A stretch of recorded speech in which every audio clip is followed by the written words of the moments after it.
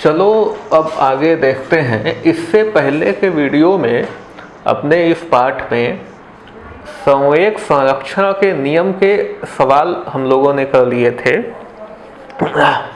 तो अब जो है संवेग संरक्षण के नियम पर यह पाठ खत्म हो जाता है। तो अब इस अध्याय के पीछे जो कुछ एनसीईआरटी के सवाल होते हैं वो कुछ सवाल कर ले। ये सवाल पूरा चैप्टर है उस पर बेस्ड है। मतलब इससे पहले जो सवाल किए थे वो केवल संवेग संरक्षण के नियम पे थे।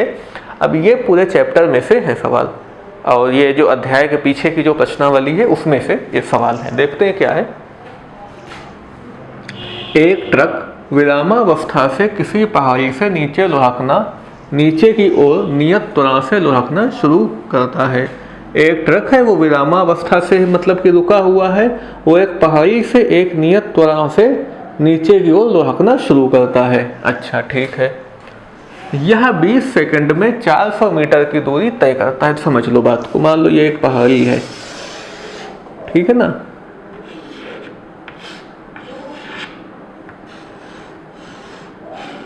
ये हो गया ट्रक अपना। ये इस पे नीचे की ओर लुढ़कना शुरू किया इसने। जो त्वरण जिस त्वरण से लुढ़कना शुरू किया उसको ए मान लिया। ए त्वरण से ये नीचे की ओर लुढ़कना शुरू करता है। ठीक। यह 20 सेकंड में 400 मीटर की दूरी तय करता है। इसने जो दूरी तय की वो थी 400 मीटर। दूरी को एस से दिखाते हैं।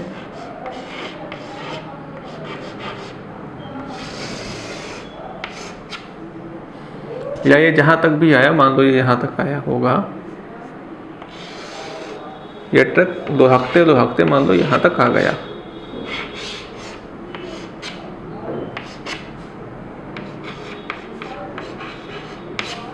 और यहां से यहां तक की जो दूरी है वो है 400 मीटर।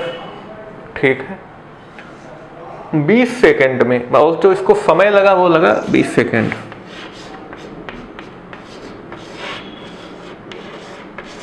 ये बात आपको समझ में आ गई कि एक पहाड़ी है, इस पे ट्रक लुढ़कना शुरू करता है एक नियत त्वरण से जिसको ए मान लिया। ये 20 सेकंड में 400 मीटर नीचे लुढ़क जाता है। 400 मीटर मतलब नीचे खिसक जाता है, समझ लो। इसका त्वरण ज्ञात कीजिए। त्वरण ए ज्ञात करना है, ज्ञात हो जाएगा। अगर इसका द्रव्यमान 7 टन है, अगर इस ट्रक का जो द्रव्यमान है वो 7 टन है, तो एम इसका द्रव्यमान है ट्रक का।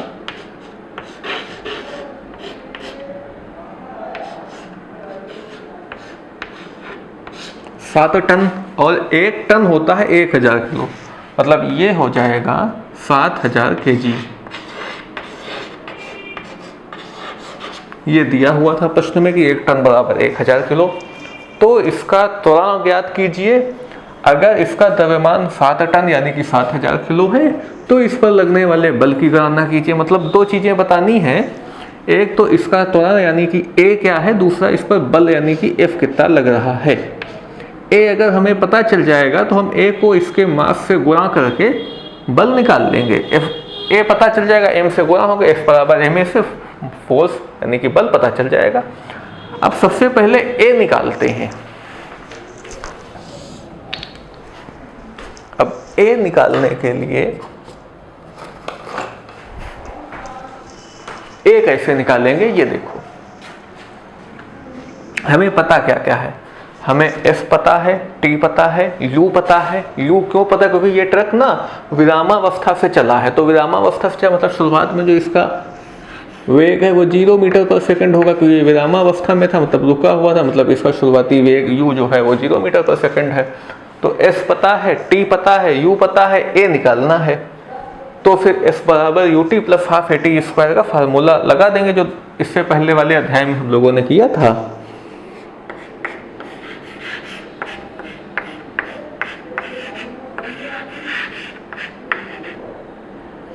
एस है 400, यू है 0, समय लगा 20 सेकेंड,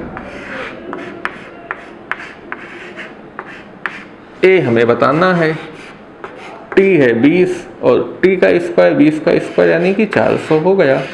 400 समझ गए कहाँ से आया, t बराबर 20 था और t का स्क्वायर 20 का स्क्वायर कर दिया तो ये 400 हो गया।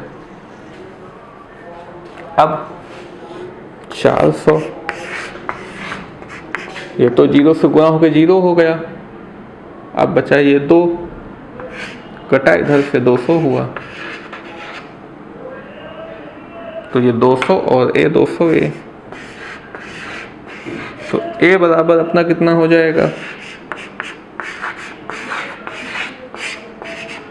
400 बटे 200, तो a बराबर ये कट के 2 आ जाएगा 2 मीटर पर सेकंड स्क्वायर। तो a तो आ गया 2 मीटर पर सेकंड स्क्वायर। अब बल निकाल दो, तो बल के लिए F बराबर ma,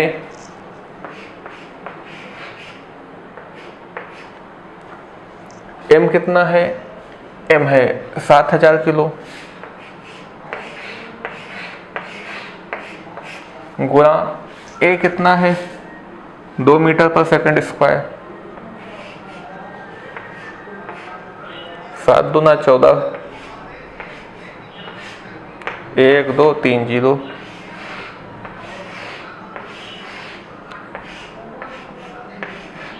किलोग्राम मीटर पर सेकंड स्क्वायर। अब अगला सवाल देखो, ये क्वेश्चन है 1 किलोग्राम द्रव्यमान के पत्थर को 20 मीटर प्रति सेकंड के वेग से झील की जमी हुई सतह पर फेंका जाता है। 1 किलोग्राम द्रव्यमान का एक पत्थर है, उसको झील की जमी हुई सतह पर इस तरह से फेंका जाता है। पत्थर 50 मीटर की दूरी तय करने के बाद रुक जाता है, मतलब पत्थर 50 किलोमीटर की दूरी तक चला फिर रुक गया। पत्थर और बर्फ के बीच लगने वाले घर्षण बल की गणना कीजिए। ये घर्षण लिखा है, घर्षण बल, ठीक है। देखो ये मान लो एक जमी हुई ये झील है, ठीक।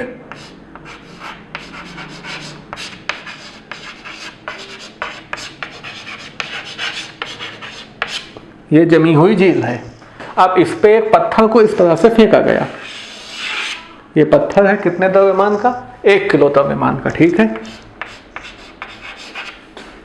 इस तरफ फेंका गया 20 मीटर प्रति सेकंड के वेग से। u बराबर, मतलब जो शुरुआत में वेग था वो था 20 मीटर पर सेकंड के वेग से फेंका गया। 50 मीटर की दूरी चलने के बाद ये रुक गया, मतलब इसने जो दूरी कवर की वो कवर की 50 मीटर। फिर मान लो यहाँ पे आकर ये गया रुक। 1 किलो का जो पत्थर इधर से फेंका था वो यहाँ पे आके रुक गया, तो यहाँ पे जब रुक गया तो v बराबर हो गया 0, क्योंकि रुक गया तो यहाँ पे v बराबर 0। प्रारंभिक वेग u, अंतिम वेग v, वहाँ पे रुक गया, ठीक। 20 मीटर पर सेकंड से फेंका गया, 50 मीटर की दूरी तय करने के बाद रुक जाता है, रुक गया। पत्थर और बर्फ के बीच लगने वाले घर्षण बल की गणना कीजिए। ये पत्थर, ये बर्फ, जमी हुई झील, ये बर्फ, तो इस पे एक घर्षण बल लगा जिसकी वजह से ये रुका। इधर जा रहा था तो इस साइड को एक घर्षण बल लगा, इसकी वजह से ये रुक गया। तो पत्थर और बर्फ के बीच वो घर्षण बल कितना लगा इसी को बताना है, तो ठीक बता दो। तो घर्षण बल कितना लगा, F बराबर होता है ma। अब m है 1 kg और a हमको पता नहीं a कितना है, तो a निकालो पहले। तो a कैसे निकलेगा, हमको पता क्या है, v पता है, u पता है, f पता है। तो v स्क्वायर बराबर u square plus 2af। v कितना है, v 0 है, 0 स्क्वायर 0 ही हुआ। u कितना है 20, 20 का स्क्वायर। 2a हमें निकालना है, f है 50, ठीक। इधर 0 चल रहा, 20 का स्क्वायर 400, 50 तो ना 100a, 400 इधर आया माइनस का 400 बराबर 100a। a बराबर 100a से गुणा में ही इधर भाग में आएगा, तो माइनस 400 बटे ये भाग में आ गया 100, दोनों 0 से 0 कट गए। ए बराबर आ गया -4 मीटर प्रति सेकंड स्क्वायर। ठीक, अब ए है -4, अब ए यहाँ पे रख दो -4, एफ बराबर हो गया -4, एम यहाँ पे किलो में था, 4 मीटर पर सेकंड स्क्वायर में, तो किलोग्राम मीटर पर सेकंड स्क्वायर ये निकल आया घर्षण बल। ये माइनस का देखो निकला है क्योंकि ये 4 माइनस का था, यहाँ से ये माइनस का 4 आया था, मतलब कि घर्षण बल इस दिशा में लग रहा है और ये दिशा निगेटिव होती है, माइनस की होती है, इसलिए यहाँ पे माइनस आया है। अगला क्वेश्चन देखो अब, ये क्वेश्चन है एक गाड़ी का त्वरण एक गाड़ी का द्रव्यमान 1500 किलोग्राम है, 1500 किलो है, एम 1500 किलो दिया है, गाड़ी का द्रव्यमान 1500 किलो है। यदि गाड़ी को 1.7 मीटर पर सेकंड स्क्वायर के ऋणात्मक त्वरण के साथ विरामावस्था में लाना है, कितना त्वरण दिया है 1.7 ऋणात्मक त्वरण, ए बराबर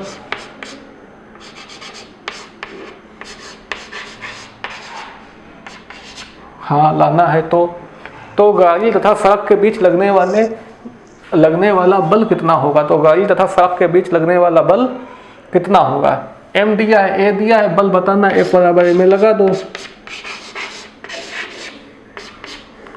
एम कितना है 1500 गुणा एक माइनस का 1.7 मल्टीप्लाई कर दो 1500 से 1.7 को, 7 जीरो हम जीरो, 7 जीरो हम जीरो, 7 पचे 35, 5 हासिल लगा 3, 7 एकम 7, 3 21, 3 10, 1 जीरो हम जीरो, 1 जीरो हम जीरो, 1 पंचे 5, 1 एकम 1, 0 0 5 5 2 2 5 5 0 0। ठीक है, मुझे कुछ गलत लगा, 7 0 0 7 0 0 7 5 35, 5 हासिल लगा 3, 7 3 10, 1 0 0 1 0 0 1 5 5 1 5 5 0 0 5 5 25 500 है, कितना है,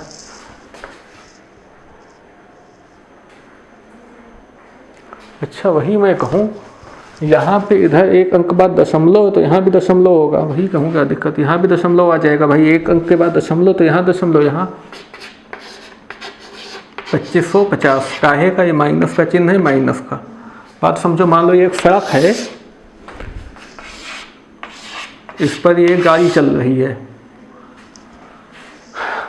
और इसका वजन है m 1500 किलो। अब इसको रोका जाना है, तो जब रुकेगा तो इस तरफ एक त्वरण लगेगा, इस तरफ भाई रुकेगी तो स्पीड कम होगी, स्पीड कम होगी तो इधर एक त्वरण लगेगा, तो वो त्वरण दिया है ए बराबर कितना दिया है, और इस साइड लग रहा है इसलिए ये माइनस का है। अब ये m है, ये a है, तो बल निकाल दो F बराबर। क्वेश्चन देखो, दो वस्तुएं प्रत्येक का द्रव्यमान 1.5 किलोग्राम है, दो वस्तुएं हैं जिनमें हर एक का द्रव्यमान 1.5 किलो है, एक ही सीधी रेखा में एक दूसरे के विपरीत दिशा में गति कर रही हैं। दो वस्तुएं हैं, दोनों का द्रव्यमान 1.5 किलो है और एक दिशा में एक सीधी रेखा में एक दूसरे के विपरीत दिशा में गति कर रही हैं। टकराने के पहले प्रत्येक का वेग 2.5 मीटर पर सेकंड है, यानी कि 2.5 मीटर पर सेकंड है। टकराने के बाद यदि दोनों एक दूसरे से जुड़ जाए, मतलब दोनों आ रही हैं टकराने के बाद एक दूसरे से जुड़ गई, ठीक है, जुड़ जाती हैं, तब उनका सम्मिलित वेग क्या होगा, बात समझना जरा। मान लो ये दो वस्तुएं हैं,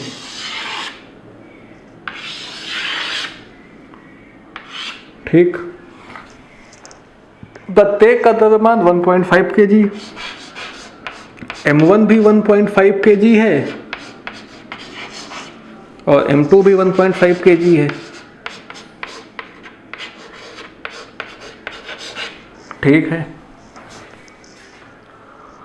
एक दूसरे के विपरीत दिशा में गति कर रही हैं। मतलब ये इधर गति कर रहा है, ये इधर गति कर रहा है। टकराने से पहले प्रत्येक का वेग 2.5 मीटर पर सेकंड है। अच्छा, टकराने से पहले इसका और इसका दोनों का वेग जो है, इसका भी 2.5 मीटर पर सेकंड, इसका भी 2.5 मीटर पर सेकंड। तो v1 भी 2.5 मीटर पर सेकंड है। मतलब ये इस साइड 2.5 मीटर पर सेकंड से चल रही है, उधर मतलब इधर जा रही है ये, और ये उधर इस साइड आ रही है 2.5 मीटर पर सेकंड से। तो जो v2 होगा, v1 नहीं u1, क्योंकि टकराने के पहले u1, पहले तो u1 मानते हैं, बाद में v2 मानते हैं। और इधर जो u2 होगा वो भी 22.5 मीटर पर सेकंड होगा। मगर देखो, ये वाली जो दिशा है ये इस साइड है, इधर वाली दिशा होती है निगेटिव, इसलिए इसका साइन ले लो निगेटिव। ठीक है, अब टकराने के बाद दोनों आपस में जुड़ गए, ये और ये दोनों, ये भी 1.5 kg का, ये भी 1.5 kg का, ये दोनों गए आपस में जुड़ा। ठीक है, जुड़ा गए। अब इनका सम्मिलित वेग क्या होगा, इन दोनों का सम्मिलित वेग क्या होगा बताना है, बताते हैं। चलो, फार्मूला m1u1 प्लस m2u2 बराबर m1v1 प्लस m2v2। ठीक है, m1 है 1.5, u1 है 2.5 प्लस m2 है 1.5। अच्छा, एक बात और बताओ, u1 u2 तो अपन लोगों ने समझ लिया कि u1 टकराने के पहले इसका वेग और टकराने के पहले u2 इसका वेग। यहाँ पर आने के बाद जो इसका वेग होगा वही इसका वेग होगा। मतलब यहाँ पे आने के बाद जो v1 है, जो v2 है, दोनों बराबर हो जाएंगे। जो v1 होगा वही v2 हो जाएगा, क्योंकि टकराने के बाद तो दोनों चीज़ें जुड़ गई ना, आपस में जुड़ गई, तो दोनों का वेग बराबर हो गया ना। तो दोनों का वेग कॉमन हो गया, तो ये vc हो जाएगा, वेलोसिटी, कॉमन वेलोसिटी। तो फिर तो u2 है 2.5 माइनस का 2.5 क्यों लिया, क्योंकि v2 का वेग इस दिशा में है। अब m1 v1 v2 बराबर, तो m1 vc plus m2 vc, क्योंकि v1 v2 बराबर है ना, इसलिए। ठीक है, अच्छा, अब 1.5 को 2.5 से मल्टीप्लाई कर देते हैं। 5 5 जा 25, कैरी आया 2, 5 एकम 5 6 7, 2 पंचे 10, हासिल लगा 1, 2 एकम 2 1, 3 3 0, अब 3 7 और 5, 2 अंक के बाद दशमलव, यहाँ 2 अंक के बाद दशमलव आ गया, 3.75। तो ये 3.75 हो गया, ये माइनस का 3.75 हो गया। VC कॉमन हो गया, 1.5 वेग m1 का और प्लस 1.5 वेग m2 का। ओह, 1.5 वेग नहीं, 1.5 द्रव्यमान m1 और 1.5 द्रव्यमान m2 लिख लिया। ठीक किया। अब ये 3.75, ये 3.75, ये दोनों हो गए कैंसिल, ये तो इधर तो आ गया 0 बराबर। अब VC 1.5 हो गया 3 इधर गुणा में, इधर भाग में है, तो VC हो गया 0। तो जो ये इसका मान आ जाएगा, ये आ जाएगा 0 मीटर पर सेकंड। मतलब टकराने के बाद दोनों का सम्मिलित वेग 0 मीटर प्रति सेकंड हो जाएगा। ये वाला सवाल है, 200 ग्राम द्रव्यमान की एक गेंद 10 मीटर पर सेकंड से गति कर रही है। 200 ग्राम द्रव्यमान की एक गेंद है, वो 10 मीटर पर सेकंड से गति करी। चलो बना ही देते हैं। ये एक गेंद है 200 ग्राम की, m1 है 200 ग्राम। अब 200 ग्राम है अगर, तो इसको हम किलोग्राम में बनाएंगे तो 1000 से भाग देंगे तो 0.2 किलो आ जाएगा। ठीक, ये किस चाल से गति कर रही है? 200 ग्राम द्रव्यमान की एक गेंद 10 मीटर पर सेकंड की चाल से गति कर रही है। v1 बराबर 10 मीटर पर सेकंड।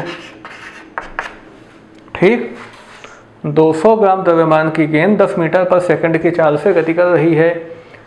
यह एक हॉकी स्टिक से इस प्रकार टकराती है कि यह 5 मीटर पर सेकंड के वेग से अपने प्रारंभिक मार्ग पर वापस लौटती है। अच्छा, ये आके यहाँ टकराई और ये 200 ग्राम द्रव्यमान की ये जो गेंद थी, ये टकराने के बाद मतलब यहाँ पे जो दोबारा वाला भी इसका जो द्रव्यमान है वो 0.2 kg ही रहा। तो 200 ग्राम द्रव्यमान की गेंद हॉकी स्टिक से टकराने के बाद अपने प्रारंभिक मार्ग में यानी कि इस साइड वापस लौटती है। हाँ, 5 मीटर पर सेकंड से अपने प्रारंभिक मार्ग पर वापस लौटती। तो जो v2 है, दोबारा जो इसका वेग है वो 5 मीटर प्रति सेकंड है। अब ये इस दिशा में आ रही है ना, तो ये वाली दिशा निगेटिव, इसलिए यहाँ पे माइनस का साइन लगा दिया।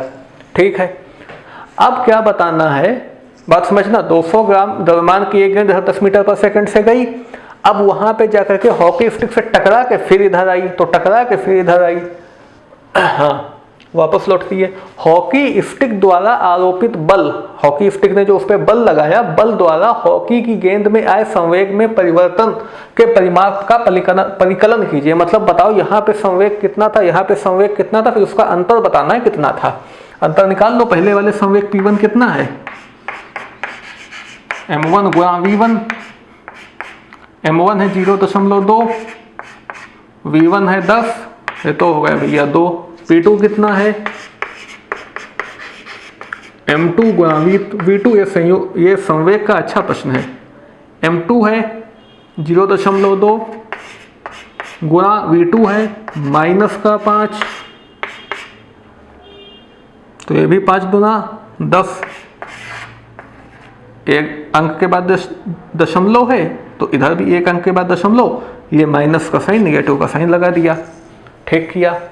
हमको क्या बताना है कि दोनों के संवेग में कितना परिवर्तन हुआ, delta P, P2 minus P1, P2 कितना है माइनस का 1.0, माइनस का P1 कितना है 2 है,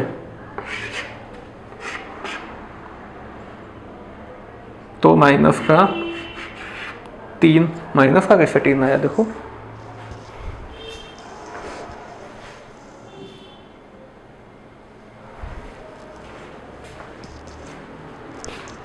माइनस का P2 माइनस P1, तो P2 था माइनस का 1 और माइनस, अच्छा एक मिनट रुको, जब एक सेकंड रुको जा, डेल्टा P अगर P1 माइनस P2 करें तो P1 कितना है, P1 है 2, माइनस का P2 कितना है, P2 माइनस का एक ये माइनस आ गया 1, 1.0 का मतलब 1 ही है, तो 2 और 1 3 हो जाएगा। अच्छा एक चीज़ और है, कुछ बच्चे ऐसे करेंगे, कुछ बच्चे इसको वैसे करेंगे, इसीलिए मैंने कहा लो वैसे भी आपको एक बार बताते हैं। तो यहाँ पे संवेग में परिवर्तन बताना है, बात समझना। ये जो निगेटिव का साइन आया है, ये बता रहा है कि संवेग में परिवर्तन इस दिशा में और इस दिशा में दो विपरीत दिशाएं थी, एक दिशा ये थी, एक दिशा ये थी। तो ये माइनस का साइन यहाँ पर आ रहा है, तो ये संवेग में परिवर्तन के अंतर को हमें बताना है, संवेग में परिवर्तन के अंतर को। और ये माइनस तो दिशा के लिए होता है और हमें दिशा से कोई मतलब नहीं है, हमें तो संवेग में परिवर्तन का अंतर लेना है। तो अंतर 3 किलोग्राम मीटर प्रति सेकंड स्क्वायर का है। यहाँ पर माइनस आएगा अगर आप ऐसे करोगे, माइनस का 3, मगर मुझे ये बताना है कि इधर कितना, इधर से जो संवेग था और इधर से जो संवेग था, इन संवेगों में अंतर कितना है। अंतर में कोई दिशा की बात तो है नहीं, अंतर ही बताना है भाई, कोई चाल तो है नहीं कि इधर की चाल पॉजिटिव इधर की चाल नेगेटिव, यहाँ तो संवेग भी नहीं है एक तरफ का, संवेग का अंतर बताना है, तो संवेग का अंतर हमेशा पॉजिटिव ही लिया जाएगा। तो ये भी अगर आप निकालना तो भी संवेग का अंतर यही लिखना, ऐसे भी आप करना तब तो पॉजिटिव संवेग का अंतर आएगा ही, किलोग्राम मीटर प्रति सेकंड स्क्वायर। ठीक है ना, इसीलिए मैंने कहा दूसरा वाला करके देखें। सवाल आपका ये है कि 10 ग्राम द्रव्यमान की एक गोली, 10 ग्राम द्रव्यमान की एक गोली एक सीधी रेखा में 150 मीटर पर सेकंड के वेग से चलकर, 10 ग्राम द्रव्यमान की एक गोली है, वो एक सीधी रेखा में 150 मीटर पर सेकंड के वेग से चलकर एक लकड़ी के गुटके से टकराती है। एक लकड़ी का गुटका है जिस पर 150 मीटर प्रति सेकंड के वेग से 10 ग्राम की एक गोली टकराती है और 0.03 सेकंड के बाद में रुक जाती है। ठीक है, गोली लकड़ी को कितनी दूर तक भेदेगी? लकड़ी के गुटके द्वारा गोली पर लगाए गए बल के परिमाण की गणना कीजिए। अच्छा, बात समझने की कोशिश करो। क्या है, ये एक गोली है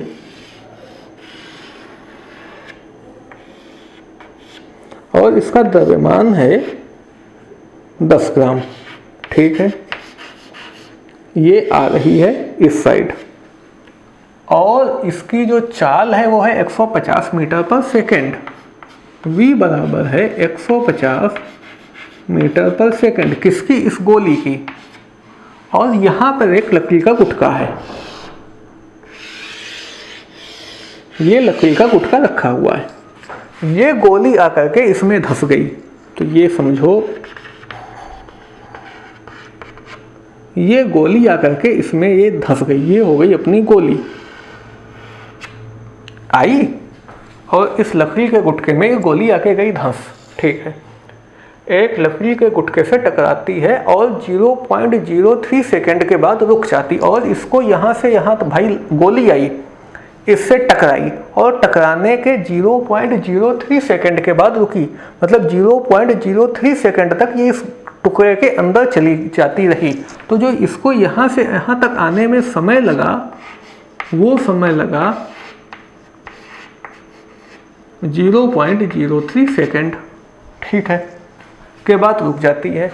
अब बताना है गोली लकड़ी को कितनी दूर तक भेदेगी, मतलब इस गोली ने इस लकड़ी को यहाँ से यहाँ तक कितनी दूर तक भेदा, यानी कि यहाँ से यहाँ तक की दूरी कितनी है, जितनी दूरी तक गोली ने लकड़ी को भेदा।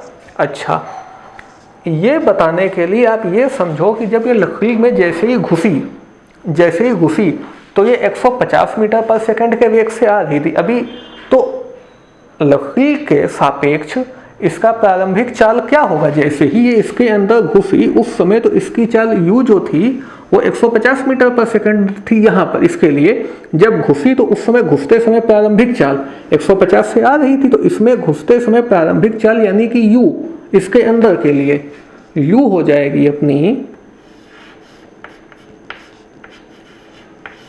150 मीटर प्रति सेकंड, 150 मीटर पर सेकंड से अंदर चली गई और अंतिम वेग जब ये जाते जाते रुक गई तो फाइनल में आखिरी में इसकी चाल v बराबर हो गई 0 मीटर पर सेकंड। ठीक, u 150 लिया कि 150 इसमें घुसी और 0 मीटर पर सेकंड आखिरी में इसकी चाल हो गई v बराबर। ठीक है, लकड़ी के गुटके द्वारा गोली पर लगाए गए बल के परिमाण की गणना कीजिए। अब ये लकड़ी का गुटका ने यहाँ पर आने के बाद इस गोली को दिया रोक। जब इसको रोक दिया तो इस लकड़ी के गुटके ने इस पर कुछ बल लगाया तभी तो ये रुकी। तो इस लकड़ी के गुटके ने गोली पर कितना बल लगाया ये परिमाण भी बताना है। चलो एक एक करके बताते हैं। हमको ये बताना सबसे पहले होगा कि ये यहाँ से यहाँ तक कितनी दूरी तक गया। अब दूरी बताने के लिए s बताना है, तो फार्मूला है अपने पास v स्क्वायर बराबर u square plus 2as s के लिए, या s बराबर ut plus half at square. दोनों में हमें एक ही ज़रूरत होगी ये s बताने के लिए, क्योंकि दो फार्मूले हैं s वाले। v स्क्वायर बराबर u स्क्वायर प्लस 2as है, दूसरा है v स्क्वायर बराबर v स्क्वायर बराबर u स्क्वायर प्लस 2as है। s एक दूसरा s बराबर ut plus half at square. दोनों में मुझे a तो निकालना होगा कि यहाँ से यहाँ तक गोली रुकी, इसकी प्रारंभिक चाल इतनी थी, अंतिम चाल यहाँ पे आके 0 हो गई, तो इसमें एक्सीलरेशन मतलब त्वरण कितना हुआ वो पहले निकालना होगा, तभी हम s बता पाएंगे। तो त्वरण के लिए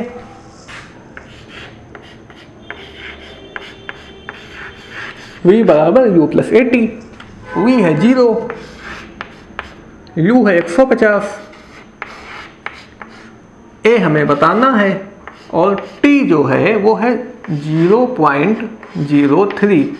ठीक है, 0 is equal to 150 plus 0.03a। अब ये 150 इज इक्वल टू के इधर आया इसलिए ये निगेटिव में हो गया, एक -150 इज इक्वल टू 0.03a।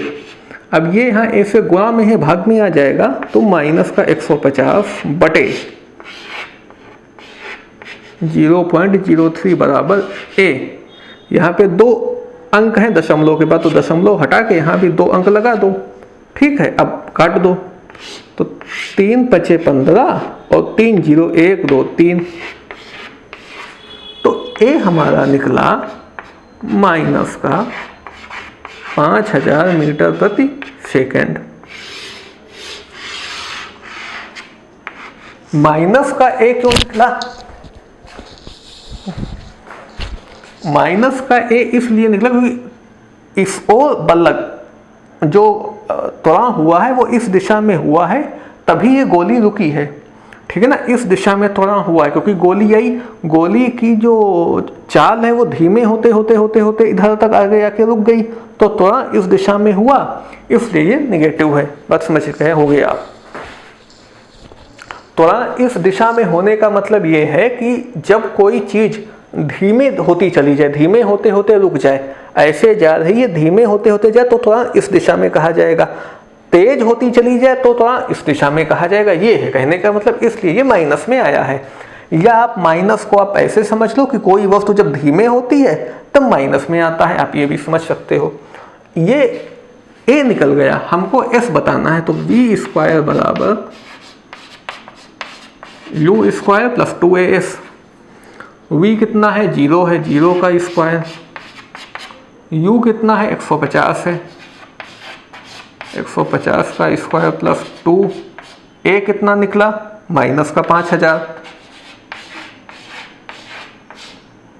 गुणा s अपने को बताना है। ठीक है, 0 का स्क्वायर 0 रहा। अब 15 का स्क्वायर होता है 225, 0 का स्क्वायर तो 2 बार 0 आ गया। 5 दूना 10 काहे का? माइनस का होगा। क्यों माइनस का होगा भाई?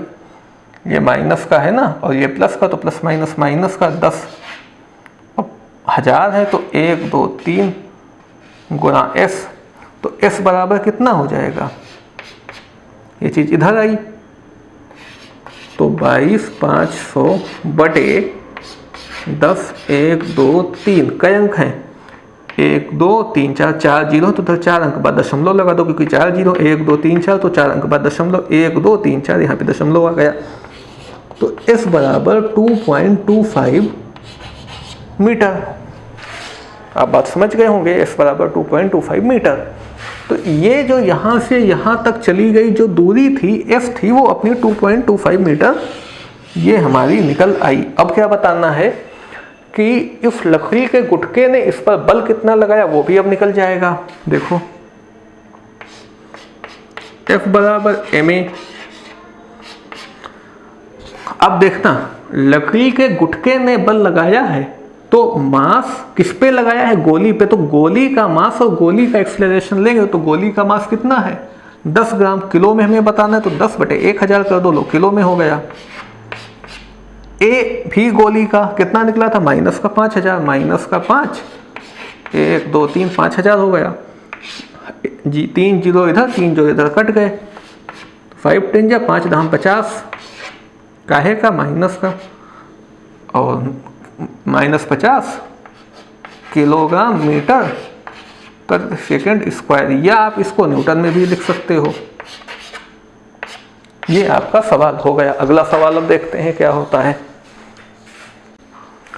100 किलोग्राम द्रव्यमान की एक वस्तु का वेग समान त्वरण से चलते हुए 6 सेकंड में 5 मीटर पर सेकंड से 8 मीटर पर सेकंड हो जाता है। अच्छा, 100 किलोग्राम द्रव्यमान की एक वस्तु है।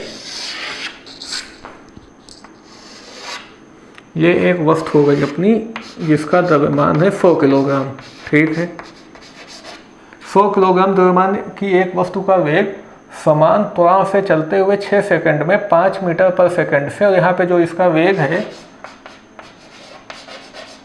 5 मीटर पर सेकंड है, 6 सेकंड में 5 मीटर पर सेकंड से 8 मीटर पर सेकंड हो जाता है।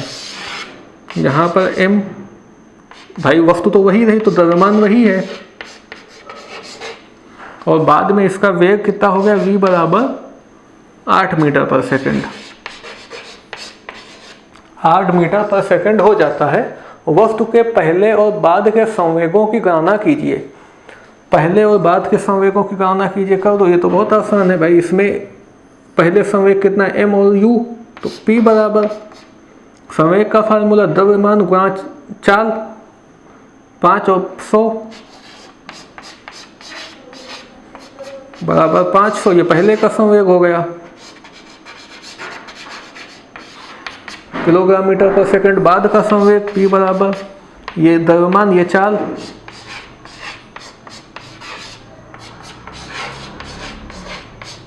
(800 किलोग्राम मीटर प्रति सेकंड। ठीक है, संवेग निकल आया। बाद के संवेगों की गणना कीजिए। पहले और बाद के संवेग तो निकाल लिए, इसको चलो P1 बोल दो, इसको P2 बोल दो। और अच्छा, संवेगों की गणना कीजिए, उस बल के परिमाण की गणना कीजिए जो वस्तु पर आरोपित है। अब अच्छा देखो भाई, ये वस्तु यहाँ से यहाँ तक गई, तो हमें बताना इस पर बल कितना लगा। बल, तो बल के लिए, और टाइम यहाँ पे लगा था, कितना टाइम लगा था, 6 सेकंड। अच्छा, टाइम बराबर 6 सेकंड। ठीक है, जो यहाँ पे समय अंतराल है डेल्टा टी, वो 6 सेकंड है, और जो संवेग में अंतर है डेल्टा पी बराबर वो 800 पहले, बाद में 500, बाद में 800, पहले 500, तो 300 का अंतर संवेग में है। संवेग में 300 का अंतर है, 300 किलोग्राम मीटर पर सेकंड। और हमें बल बताना है। आपको बहुत अच्छे से न्यूटन का दूसरा नियम याद होगा, F बराबर delta P upon delta T. Delta P 300, delta T 6, 6 पंचे 30, एक ये 0, F बराबर 50 न्यूटन। अगला सवाल देखो, एक 10 किलोग्राम द्रव्यमान की घंटी, एक घंटी है 10 किलोग्राम द्रव्यमान की, 80 सेंटीमीटर की ऊंचाई से फर्श पर गिरी। एक 10 किलोग्राम द्रव्यमान की घंटी, घंटी को आप क्या समझो, ऐसे मान लो कोई चीज है 10 किलोग्राम द्रव्यमान की,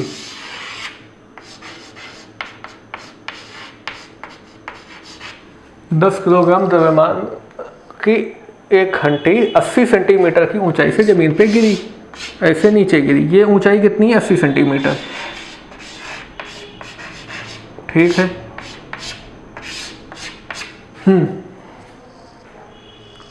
इस अवस्था में घंटी द्वारा फर्श पर स्थानांतरित संवेग के मान की गणना कीजिए। अब ये यहाँ पे गिरी, तो जिस समय ये धरती पर गिरी उस समय इसका संवेग कितना था, ये बताना है। कितने संवेग से धरती पे गिरी, और परिकलन में सरलता है तो नीचे की ओर दृष्ट त्वरण का मान 10 मीटर पर सेकंड ले लीजिए। ठीक है, अब नीचे की ओर जो दृष्ट त्वरण है इसको ए हमने मान लिया 10 मीटर पर सेकंड स्क्वायर होगा। हाँ, 10 मीटर पर सेकंड स्क्वायर। यहाँ पर इसका संवेग कितना, इस जगह ये बताना है। प्रारंभिक वेग यहाँ से गिरना शुरू, प्रारंभिक वेग हो गया u बराबर 0, v निकालना होगा, तब हम बताएंगे। फिर जब v निकलेगा फिर उसको मल्टीप्लाई करेंगे इसके द्रव्यमान से, तो फिर v पता है, a पता है, s भी पता है, ये अपना s है, तो v स्क्वायर बराबर u स्क्वायर प्लस 2as लगा दो।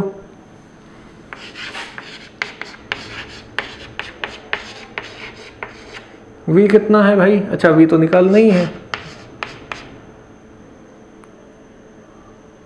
इसमें v स्क्वायर को चक्कर ना फंस जाए। चलो अच्छा देखते हैं, v स्क्वायर बराबर, अच्छा u स्क्वायर 0 का स्क्वायर 0 ही रहा, प्लस 2, a कितना है 10 है, s है 80,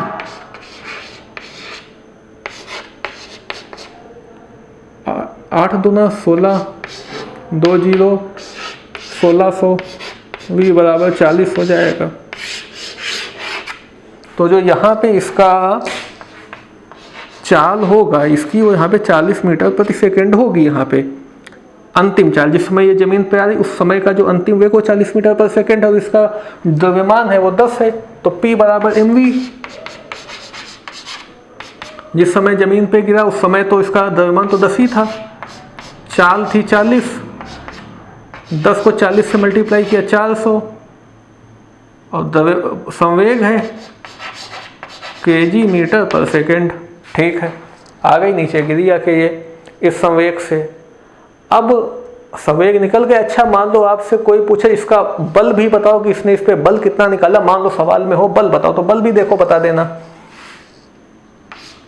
F बराबर ma, m कितना है 10 किलो है और a भी 10 ही है, तो बल भी बता दो 100 किलोग्राम मीटर प्रति सेकेंड स्क्वायर, या फिर आप इसको और न्यूटन भी बोल सकते हो, है ना। अगला सवाल बताओ भैया। 500 ग्राम द्रव्यमान के एक हथौड़े द्वारा 50 मीटर पर सेकंड के वेग से एक कील पर प्रहार किया जाता है। कील द्वारा हथौड़े को बहुत कम समय 0.01 सेकंड में ही रोक दिया जाता है। कील के द्वारा हथौड़े पर लगाए गए बल का परिकलन कीजिए। ठीक है बच्चों, भैया देखो ऐसी बात है कि ये एक कील है और ये एक हथौड़ा है। कैसे बना है हथौड़ा, चलो ये मान लो है हथौड़ा। अब इसने इस कील पे किया प्रहार, तो ये 500 ग्राम का हथौड़ा है, मतलब जो इसका द्रव्यमान है वो 500 ग्राम है, इसलिए हम उसको 0.5 kg कह देंगे। अब तो आप समझ गए होंगे, 1000 से भाग करके 0.5 kg हो जाएगा ये।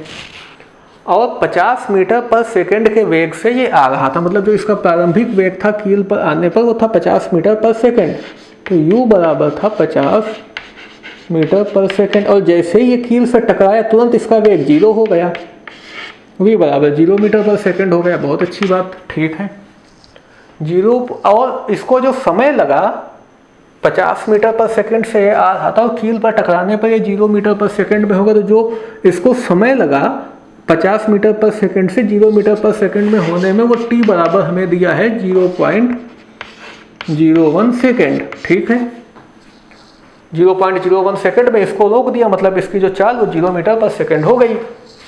कील के द्वारा हथौड़े पर लगाए गए बल का परिकलन कीजिए। अच्छा, ये 50 मीटर पर सेकंड आ रहा था, इसने इसको रोका, तो कील ने हथौड़े पे कुछ बल लगाया तभी तो ये रुका। तो इस कील ने हथौड़े पे कितना बल लगाया ये हमें बताना है। अच्छा, ये बताने के लिए F बराबर ma, तो मास तो हमें पता है इसका, मगर एक्सीलरेशन निकालना होगा, तो निकाल लेते हैं। A बराबर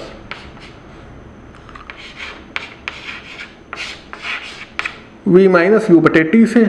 v कितना है 50 है, v हाँ 50 है, v तो 0 है, 0 है, माइनस का u है 50, t कितना है 0.01, तो माइनस का 50 0.01। अब यहाँ से दशमलव हटेगा 2 अंक इधर और आ जाएंगे 0, तो ये हो गया माइनस का 5000। एक्सीलरेशन है तो मीटर प्रति सेकंड स्क्वायर। ठीक है, ये तो आ गया A, और M हमें ये पता है, A यहाँ से पता, तो F बराबर ma। M है 0.5 और A है 5000, तो 5 25 3 0 1 2 3, मगर एक अंक के बाद दशमलव, एक अंक के बाद दशमलव, 2500 न्यूटन ये बल लगाया इसने। अगला सवाल लगाओ भाई, अगला क्या है। ये एक लास्ट अंतिम क्वेश्चन और देख लो, फिर बंद करते हैं ये चैप्टर। एक 1200 किलो द्रव्यमान की मोटर कार 90 किलोमीटर प्रति घंटा के वेग से चल रही है। अच्छा, समझ लो ये एक मोटर कार है, ये चल रही है, इसका जो द्रव्यमान है m है वो है 1200 किलो, और ये 90 किलोमीटर प्रति घंटा की चाल से चल रही, 90 किलोमीटर प्रति घंटा, तो u है यहाँ पे 90 किलोमीटर प्रति घंटा, तो इसको मीटर प्रति सेकंड में करना होगा, तो 5/18 से। ठीक, अब ये तो जाएगा नहीं, 18 पंचे 90 होता है, u बराबर आ गया 25 मीटर प्रति सेकंड। चलो यहाँ तक की तो बात क्लियर हो गई। अब ये कार यहाँ से चल के आगे आई, द्रव्यमान यहाँ भी इसका वही रहा 1200 किलो। ठीक है, अब क्या हुआ, 1200 किलो द्रव्यमान की एक मोटर कार 90 किलोमीटर प्रति घंटा के वेग से एक सरल रेखा के अनुदिश चल रही है। उसका वेग बाहरी असंतुलित बल के कारण 4 सेकंड में, समय लगा 4 सेकंड। ठीक, हाँ, 4 सेकंड में घटकर 18 किलोमीटर प्रति घंटा हो जाता है। 4 सेकंड में इसका वेग घट के 18 किलोमीटर प्रति घंटा हो गया, यानी v जो है 18 किलोमीटर प्रति घंटा। तो इसको मीटर प्रति सेकंड के लिए 5/18 से गुणा करो, 18 से 18 कट गया, v बराबर 5 मीटर प्रति सेकंड हो जाएगा। ठीक है, 18 किलोमीटर प्रति घंटा हो जाता। त्वरण और संवेग में परिवर्तन का परिकलन कीजिए, लगने वाले बल के परिमाण का परिकलन कीजिए। अच्छा, पहले तो ये बताना इसका त्वरण कितना हुआ, संवेग में परिवर्तन कितना हुआ और बल कितना लगाया। देखो, एक कार है 1200 किलो की, वो इस साइड जा रही है 90 किलोमीटर प्रति घंटा की रफ्तार से। तो बाहरी इस पर एक असंतुलित बल लगा, जिसकी वजह से ये 18 किलो, हाँ, बाहरी असंतुलित बल लगा जिससे ये 90 किलोमीटर प्रति घंटा से 18 किलोमीटर प्रति घंटा की रफ्तार में आ गई। तो एक तो बताना वो बल कितना लगा, फिर बल लगने से कुछ त्वरण हुआ, क्योंकि चाल बदल गई तो कुछ त्वरण हुआ बल लगने से, तो कितना त्वरण हुआ वो भी बताना है, और इनके संवेग में परिवर्तन कितना हुआ। तो कुछ काम यहीं पे कर लेते हैं। संवेग में परिवर्तन तो चलो पहले यहाँ पे निकाल दे। यहाँ पर इसका संवेग P1 देखो कितना है, 1200 गुणा 25, बहुत भारी से संवेग भाई। चलो देखते हैं 1200 गुणा 25,